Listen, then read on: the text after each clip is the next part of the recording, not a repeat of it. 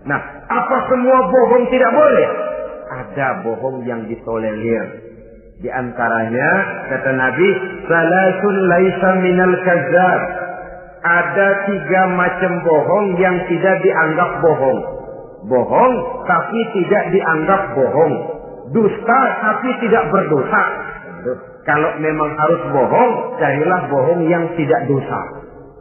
Bahkan insya Allah ada pahalanya kalau kita ikhlas. Apa itu? Pertama, hadisul rajulu limar'atihi au hadisul mar'atu li zawjiha. Bohongnya seorang suami untuk menyenangkan hati istrinya. Enggak apa-apa. Untuk menyenangkan hati istrinya. Misalnya suami pulang dari kantor perutnya lapar, begitu makan nyobain sayur asinnya luar negeri.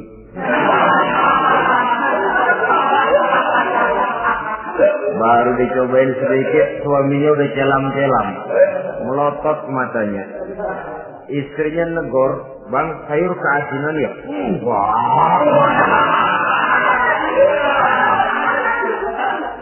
Soal keasinan bagus. Cuma tadi di kantor saya sudah diajak makan oleh teman, jadi masih kenyang. Simpan sajalah, nanti sore kita baru makan. Lapar, kesel, jongkok, tapi karena mau menyenangkan istri.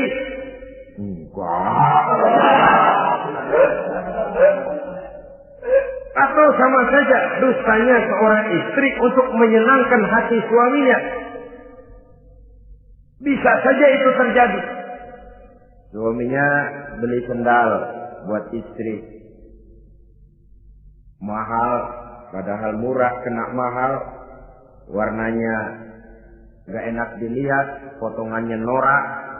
Suami istri tahu kalau itu sendal murah. Suaminya tanya, bagaimana bu sendal yang saya beli? Waduh, cakep bener bang, luar biasa. Tangga kita mana ada yang pakai sendal begitu. Memang kagak ada, jelek.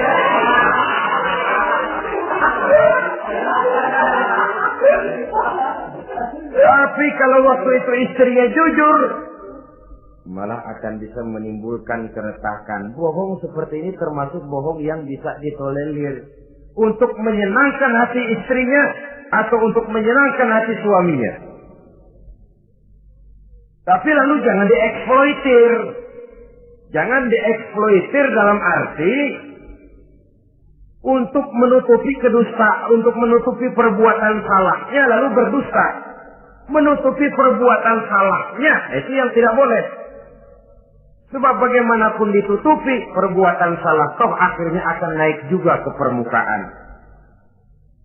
Yang kedua, al-kadzib li islahi zatil bain. Dusta untuk mendamaikan 2 orang yang sedang berselisih. Itu boleh. Malah Raja Iblis, kalau ada 2 orang yang sedang berselisih, marahan kita jadi tukang sulut, tukang ngipasin. Datang ke sana ngipasin, datang kemari ngipasin. Tidak mendamaikan. A marah sama B. Datang kita sama A katanya kamu marahan sama B. Ya itu B kurang aja. Enggak begitu. Saya kemarin ketemu di si B, dia bilang kangen sama sampean, pengen ngobrol sama-sama. Padahal B enggak pernah ngomong apa-apa. Dia bohong, dia olah sedemikian rupa supaya orang yang berselisih jadi damai. Itu bohong yang berpahala malah. Yang ketiga, bohong untuk menyelamatkan jiwa seseorang. Itu boleh. Ada orang mau membunuh, PKI nyari ustad. Nah, kamu tahu rumahnya Ustadz Ano, kamu tahu? Tahu Pak. Di mana? Bapak mau apa? Mau saya bunuh dia, kurang ajar. Oh, orangnya nggak ada Pak. Mana? Wah, tahu keluar negeri, keluarnya lagi kali dah. Jauh. Padahal orangnya ada di dalam, tapi dia berdusta untuk menyelamatkan jiwa orang yang sedang terancam. Itu malah boleh, bukan saja boleh, berpahala, malah berdosa kalau waktu itu dia jujur. Mau cari ustaz buat apa nih Pak? Mau saya bunuh? Ada Pak di dalam. Ada.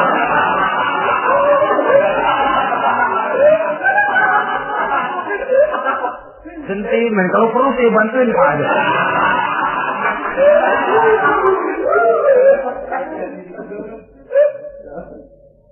Hanya jenis bohong-bohong seperti ini yang bisa ditolerir. Itu akibat di dunia, saudara. Kita sudah bisa terkucil dari pergaulan, retak rumah tangga, usaha mengalami kebuntuan, masyarakat mengalami keresahan akibat dusta. Di akhirat nanti, na'udzubillah, summa na'udzubillah. Kita baca dalam riwayat Mi'raj, Rasul melihat orang yang lidahnya menyengser ke tanah, digunting, putus, bersambung lagi, digunting lagi, putus lagi, bersambung lagi. Kadang dituangi dengan coran api neraka. Na'udzubillah, coran neraka. Kita nginjak puntung aja lompat. Ini mulutnya dituangi dengan coran dari neraka. Innalillahi wa inna ilaihi raji'un. Ya, tapi kalau dituangi coran begitu dari neraka kan terus mati sekaligus. Ya, kalau terus mati lumayan. Neraka itu kata Quran, kullama nadijat juluduhum baddalnahum juludan ghairaha liyazuqul azab. Tiap kali hancur kulitnya, kami buatkan kulit yang baru. Diazab lagi, hancur lagi, dibuatkan lagi. Untuk apa begitu? Liyazuqul azab, biar dia rasain. Kalau sekali kemplang mati mah enak.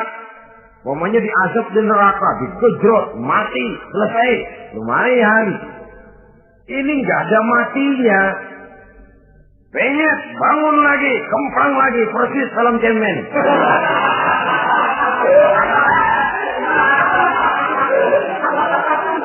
Cuma kalau film cemen mah film, dan itu jelas dusta, di neraka orang tidak kenal mati.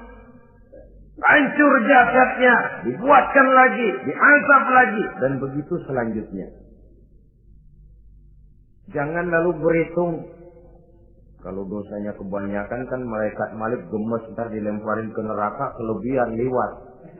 Jadi nggak mampir di neraka. Ya nggak mungkin, saudara-saudara. Tiap kali hancur kulitnya diganti dengan kulit yang baru. Untuk apa itu? Liyazuqul azab. Biar dia rasakan benar azab itu. Allahu Akbar. Sudah di dunia dia mendapat akibat yang sedemikian rupa dan punya akibat buat yang lain. Di akhirat nanti dia akan menanggung azab. Apalagi kalau dustanya sampai membuka aib saudaranya sendiri. Dusta untuk menelanjangi orang lain. Logikanya saja, kalau ada teman kita atau aurat kita terbuka, kita harus menutup. Muslim dengan muslim seperti satu badan. Bila yang satu sakit, yang lain ikut merasa sakit. Bila yang satu tercela, yang lain ikut merasa tercela. Dikala itu, kita harus justru menutupi aib orang lain. Malahan Nabi mengatakan, siapa yang menutupi aib saudaranya di dunia ini, saudaranya muslim, Allah akan menutupi aibnya di akhirat nanti. Kita kadang-kadang bukan nutupin sih, malah ngorek-ngorek. Kadang-kadang nggak tahu aja belah nggak tahu. Ya, gue dengar anak. Banyakan dia ngipasinnya. Saudara-saudara kaum muslimin rahimakumullah. Begitu lidah yang suka berdusta digunting dari gunting api neraka, terpotong dibulatkan lagi, terpotong dibuatkan lagi, tidak henti-hentinya sampai kepada hari akhirat nanti. Karena itu berlindung kita kepada Allah. Jangan sampai diberikan lidah yang gemar berdusta. Tapi lidah yang gemar mengatakan yang benar walaupun terasa pahit. Mengucapkan kebenaran itu besar resikonya. Panjang jalannya, banyak akibatnya. Mencegah kemunkaran besar resikonya. Tapi itu harus kita lakukan. Setidaknya mencegah kemunkaran. Rasulullah sallallahu alaihi wasallam dalam satu hadis menyatakan iyyakum wal kadhiba fa innal kadhiba yahdi ilal fujuri wal fujuru yahdi ilal nar. Hati-hatilah kamu daripada sifat dusta. Sebab sesungguhnya dusta membawa kepada perbuatan durjana. Dan perbuatan durjana menggiring orang kepada neraka. Mula-mula memang ucapan. Dari ucapan orang melangkah kepada perbuatan. Dan perbuatan itulah yang akan jadi penilaian Allah. Jikalau baik, dia akan menyebabkan kita ke surga. Jikalau tidak baik, perbuatan kita jugalah yang akan menjerumuskan kita ke dalam neraka.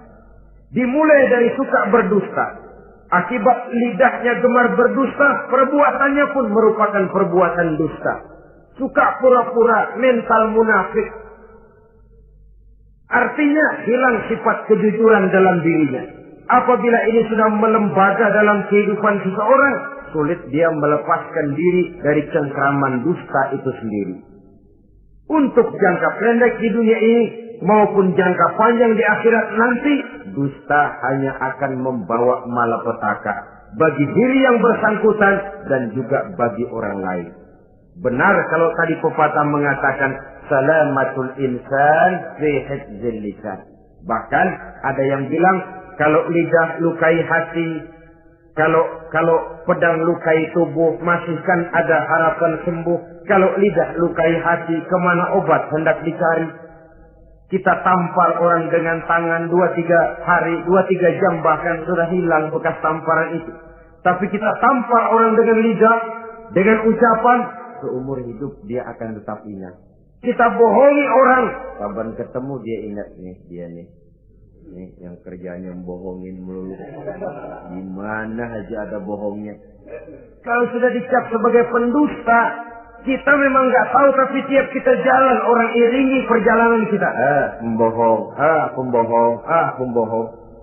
Saudara, masyarakat ini punya hukum yang tidak tertulis, tapi lebih kuat dan lebih kejam daripada hukum yang tertulis. Sehingga lalu orang mengatakan sekali arang tercoreng di dahi, seumur hidup orang tak percaya. Ini artinya hukum masyarakat itu lebih kejam daripada hukum yang tertulis. Sekali kita dicap sebagai pendusta, lain kali kita mau benar-benar banget juga. Aku benar-benar banget ini, sumpah dah. Alah, sumpah lu udah lalap dah, udah laku. Ya Allah, kita sumpah pun orang gak percaya. Ya kalau binatang kita pegang ekornya, barangkali. Tapi kalau orang jelas omongannya yang kita pegang. Nah kalau omongannya sudah nggak bisa dipegang, apanya lagi yang kita harapkan? Oleh karenanya, saudara-saudara, lidah yang kecil bentuknya tapi besar akibatnya ini harus diisi dengan nilai-nilai iman. Lidah yang sudah dimasuki nilai iman akan berat untuk berdusta, berat untuk memfitnah, berat untuk menggunjing, ringan untuk mengucapkan yang baik, ringan untuk zikrullah, ringan untuk baca Quran, ringan untuk musyawarah terhadap hal-hal yang baik. Lidah yang ada imannya, aduh berat saja kalau sudah memfitnah orang, berat kalau harus menggunjing orang. Tapi lidah yang belum ada imannya, nyelonong saja. Licin kalau diajak fitnah, licin kalau diajak ngata-ngatain orang, licin kalau diajak mengadu domba orang lain. Dan ini akan berakibat nantinya timbulnya keretakan, keresahan sejak dari pribadi, rumah tangga, masyarakat luas. Akibat apa? Dusta. Dari sekian dusta yang paling kita khawatirkan adalah kalau kita sampai dicap oleh Allah sebagai pendusta agama. Beragama tapi dianggap pendusta. Agama sekedar lipstik, agama sekedar dekorasi, agama sekedar penghias kartu tanda penduduk, tapi hidup jauh dari tuntunan nilai-nilai agama. Pendusta-pendusta agama semacam ini pada gilirannya akan terkena penyakit yang disebut munafik. Iman lidahnya tapi kufur hatinya. Islam ucapannya tapi kufur